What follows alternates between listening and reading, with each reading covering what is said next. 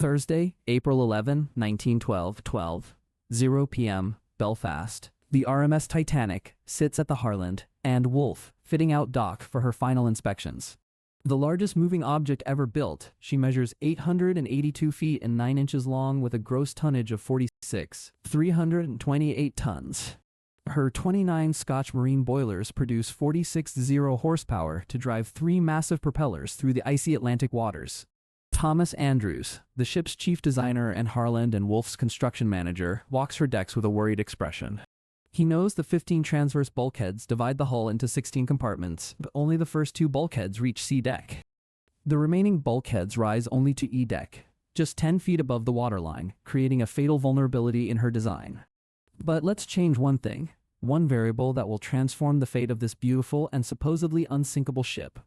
Let's insert a team of modern naval engineers, experts in metallurgy and structural design, into the Harland and Wolff shipyard. They carry advanced equipment, ultrasonic thickness testers, digital microscopes, and forensic metallurgical analysis tools from the future. Their first examination reveals the steel's ductile to brittle transition temperature is dangerously high for North Atlantic conditions. At 28 degrees Fahrenheit, the hull steel would shatter like glass instead of bending under the iceberg's impact. The wrought iron rivets contain up to 20% slag, making them anisotropic and prone to popping under stress. Modern engineers recommend replacing the 1.2 million iron rivets with high-grade steel rivets for improved impact resistance. Stage 1 begins at 2:00 p.m. as the engineers assess the vertical sliding watertight doors that seal the bulkheads. Only 12 of the 42 watertight doors can be closed electrically from the bridge in an emergency situation.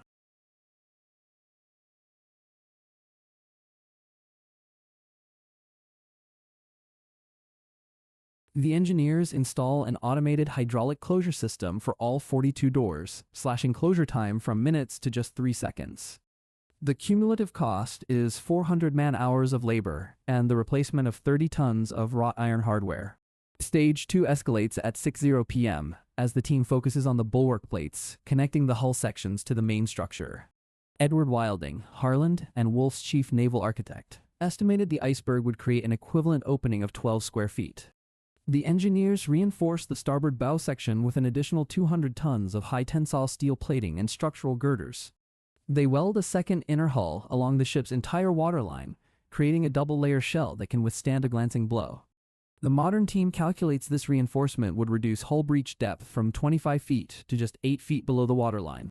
The cumulative cost rises to 800 man-hours and 240 tons of steel, adding $4 million to the ship's construction budget. Stage 3 begins at midnight, as the engineers examine the 16 watertight compartments that make the ship practically unsinkable. They discover that if water spills over the low bulkhead tops, it floods adjacent compartments like an ice cube tray. The team extends every bulkhead to C deck, 20 feet above the waterline, preventing water from cascading into neighboring sections. They install non-return valves and one-way flow restrictors in the 17 water ballast tanks to isolate flooding to the damaged area. With these upgrades, the ship could now survive with all 16 compartments flooded, not just the original 4. The cumulative cost now exceeds 200 man-hours and 300 tons of steel, the ship's weight increasing by 10%. Stage 4 arrives at 6:00 a.m. on April 12, as the engineers tackle the lifeboat system, another glaring design flaw. The ship originally carried only 20 lifeboats, enough for just 178 of the 224 passengers and crew aboard. The modern team installs 64 additional lifeboats with improved davit systems that allow rapid deployment to the water. They add thermal survival suits, emergency beacons, and waterproof handheld radios for every single person on board. The new lifeboat capacity now covers all 547 people the ship could theoretically carry, a 200% increase in safety.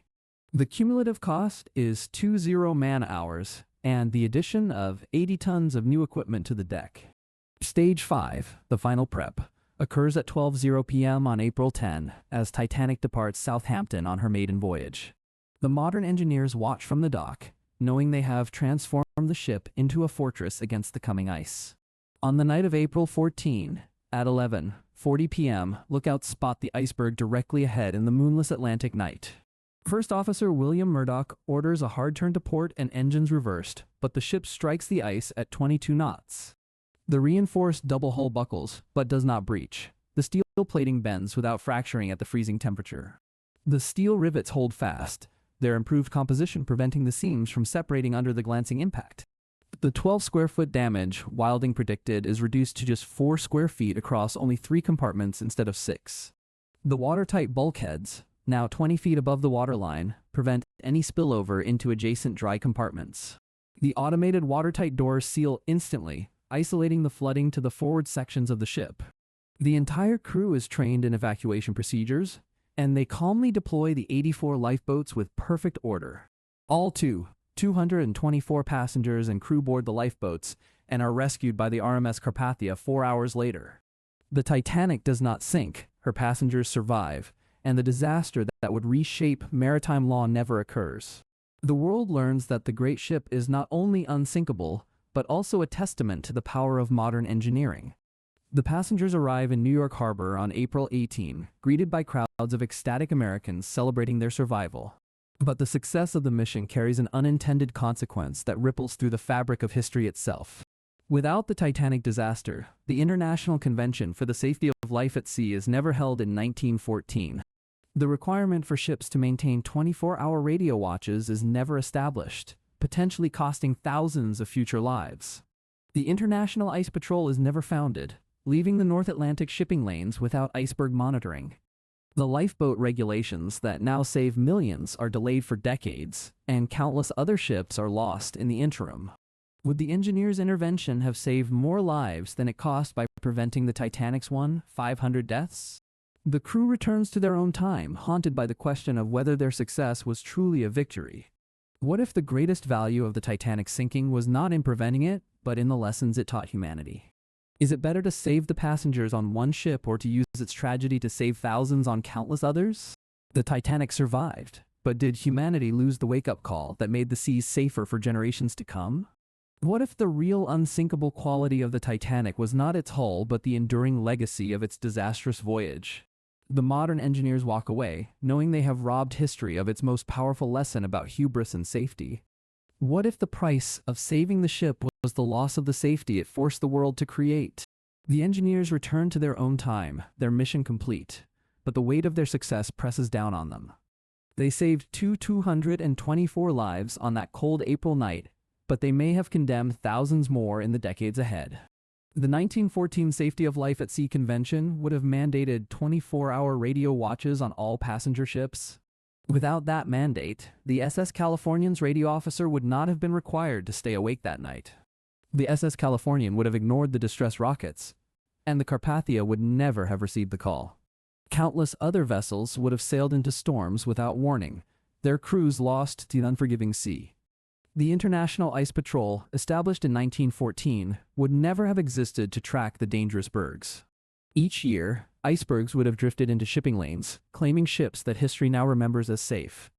The engineers saved the Titanic's passengers, but they also erased the catalyst for a global safety revolution. They removed the one tragedy that forced humanity to confront its own arrogance and correct its reckless ways. The Titanic's sinking was not just a disaster. It was a mirror that showed the world its own hubris. By preventing that mirror, the engineers robbed future generations of a lesson learned in blood and steel. Would the world have developed safer ships without the Titanic's loss to drive the regulations forward? Perhaps the regulations would have come eventually, but decades later, after countless other disasters. The 1929 and 1948 conventions might have been the turning points instead of the 1914 meeting. By then, how many ships would have sunk? How many lives would have been lost to the ice? The engineers sat in their briefing room, their victory hollow, their success tainted by unintended consequences. They calculated the numbers. 500 saved on the Titanic versus potentially 10-0 lost in future disasters.